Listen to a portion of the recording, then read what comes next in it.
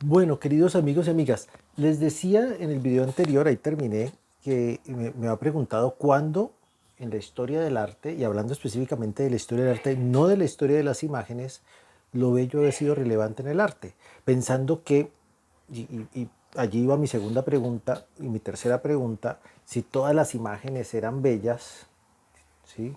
Si todas las obras de arte eran bellas realmente. Al final del video pasado les planteé de que no todas las obras de arte son bellas, hay unas que están cercanas al sentimiento de lo sublime, que sería lo contrario a lo bello, ¿sí? Y por el otro lado, la pregunta de si todas las cosas bellas son arte, y ahí diría que tampoco, una mariposa, una flor, una mujer bella, un hombre bello, ¿sí? No son por sí mismas obras de arte, ¿sí? Empezando porque no podría decir que sean obras, o sea, no estarían hechas, sino que son, digamos, más bien producto de la biología, producto de la naturaleza, y ahí la categoría obra no aplicaría. En ese sentido, sí, sí, sí de pronto aplicaría la categoría bello. Entonces, digamos, en ese sentido, ni todas las obras de arte son bellas, ni todas las cosas bellas son obras de arte. Espero que partamos desde ahí. Por eso me fui entonces a preguntarme cuándo lo bello en las artes existió a lo largo de la historia. Y encontré, me van a disculpar, de pronto me equivoco, encontré tres momentos.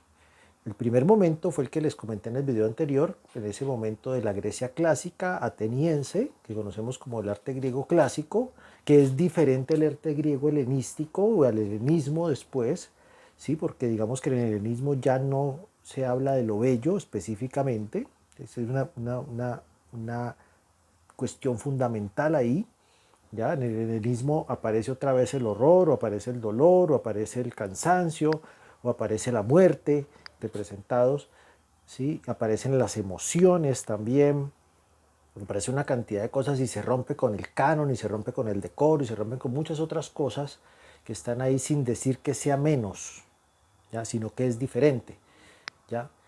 Y digamos entonces que aparece esa noción de lo bello en esa Grecia clásica, donde reaparece, porque no, digamos que desaparece del arte, ¿sí? Del arte, y ahora voy a explicar por qué pongo del arte, ¿sí? Eh, y reaparece por allá por el siglo XV, o sea, pasados como 20 siglos más o menos, la noción de lo bello reaparece en Florencia especialmente, o específicamente diría yo en Florencia del Renacimiento. ¿Sí? Y el Renacimiento, por lo menos el Renacimiento florentino, personajes como Sandro Botticelli, Miguel Ángel y Leonardo da Vinci, si mal no estoy, no digamos que en todas sus obras, por lo menos en el caso de Miguel Ángel no diría que en todas sus obras, no, de pronto diría que no en todo lo que hizo Leonardo, de pronto más en Botticelli sí, sí hay una relación con lo bello y sobre todo con lo bello clásico griego. Por eso la palabra renacimiento, ¿sí? Porque es el retomar esas ideas griegas, ¿sí? Y volverlas a poner sobre la mesa en el caso del arte. ¿Ya? ¿Qué pasaba o qué pasó en ese renacimiento italiano? Y pues me parece muy interesante, un poco para asociarlo con el arte griego. ¿Sí? Veíamos que el arte griego clásico surge en un entorno de la democracia. ¿Ya? No quiero decir aquí que todo arte democrático o en democracia es bello, no, ojo con eso, ¿sí? No se pueden hacer ese tipo de asociaciones, pero digamos que sea en ese entorno democrático, y en ese sentido digamos que esa posibilidad de discutir, hablar, de salir de la tiranía, pasar a la democracia, permitió un ambiente para el desarrollo de esta nueva manera en ese momento de hacer arte. Yo les hablé de revolución. En el caso del Renacimiento también hay revolución, ¿ya? Hay revolución en el sentido que se está rompiendo con la teocracia, o sea, con esta organización social y política basada en una divinidad suprema y en el poder de la iglesia, y se está pasando ya a lo que sería la modernidad, se está pasando a un libre pensamiento que se va a dar en espacios muy cerrados, porque esto no era público, o sea, el Renacimiento se daba en los palacios de los Medici, de pronto de los Sforza, de algunos personajes con mucho poder político y mucho poder social y mucho poder económico, ¿ya? Pero no era para todo el mundo, no era para todo el mundo porque obviamente la sociedad estaba regida por los valores del cristianismo católico, específicamente, que obviamente seguía unos preceptos muy dogmáticos y que no estaba a favor de ese libre pensamiento y mucho menos de estas formas y estas ideas de lo bello y demás. Cosas como la Venus de Botticelli fueron obras creadas para entornos muy privados, muy cerrados. Hoy lo podemos ver en un espacio público, ¿sí? Exhibida esta maravillosa pieza de arte, pero fue creada específicamente para, si mal no estoy, el aposento de una pareja de recién casados. En ese sentido, digamos que ese resurgimiento de lo bello tiene cierto sentido revolucionario también. Es cambiar ese modelo de pensamiento que venía desde la Edad Media hacia un modelo de pensamiento de la Edad Moderna. ¿Sí? No quiero decir que, pues, que esto se planteara con la claridad, con la mediana claridad que lo planteo yo hoy.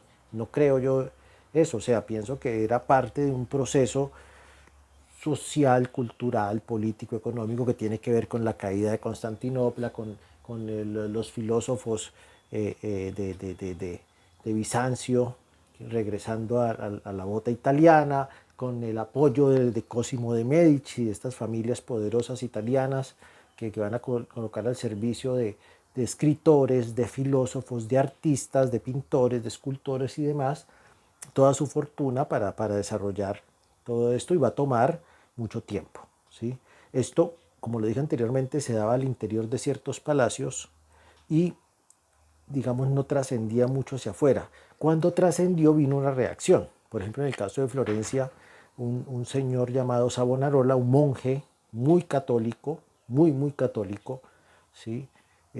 Criticó muy fuertemente a la sociedad y a la familia Medici y armó una cosa que se llamó la hoguera de las vanidades, donde supuestamente se iban a quemar y se quemaron todas las vanidades del mundo.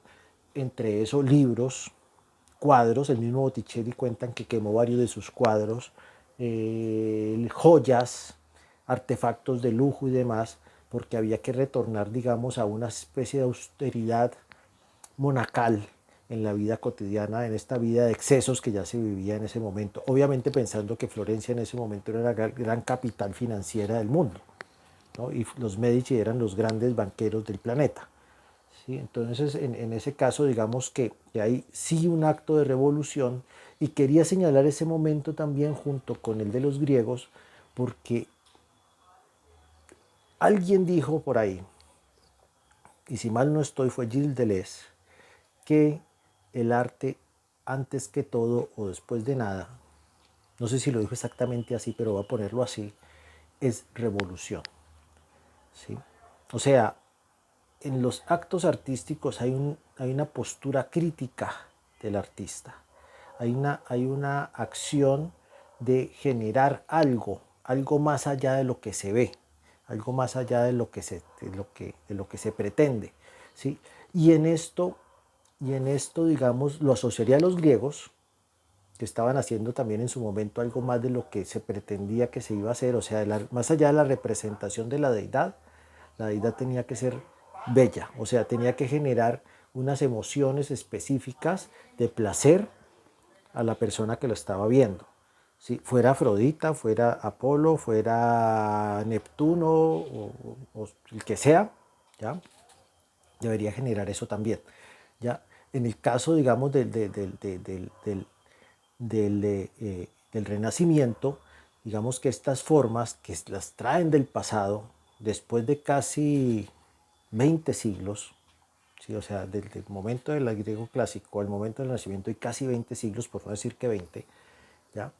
Retoman esas ideas y estas formas de representación, ¿sí? Planteando nuevas maneras de mirar el mundo, nuevas maneras de comportarse, nuevas maneras de cuestionar política y socialmente el establishment, el establecimiento, cosa que van a hacer todos estos artistas, Miguel Ángel, Leonardo, Botticelli y demás autores que van a tomar posición frente a su entorno.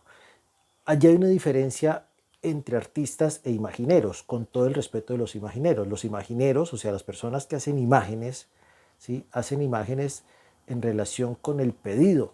¿Sí? Si a usted le piden una, por ejemplo, el caso que lo comentaba hace 2 videos, de los pintores del siglo XVII en España, si a usted le piden una virgen, pues usted pinta la virgen, y si a usted le piden un Cristo, el imaginero pinta el Cristo, y lo hacen muy bien, lo hacen con devoción, o lo hacían con devoción, era su encargo, era su función, y lo hacían de una manera maravillosa. Pero el artista, si le encargaban la virgen, posiblemente pintaba la virgen, pero metía el guito ahí que cambiaba el sentido o el significado de la virgen. ¿Ya? El imaginero hace la virgen tal cual como se espera que sea, el artista le hace una variación posiblemente muy sutil, porque sabía que estaba en riesgo su vida, ¿ya? Pero esa sería una gran diferencia entre el artista y el imaginero, ¿sí? El que hace imágenes, ¿sí?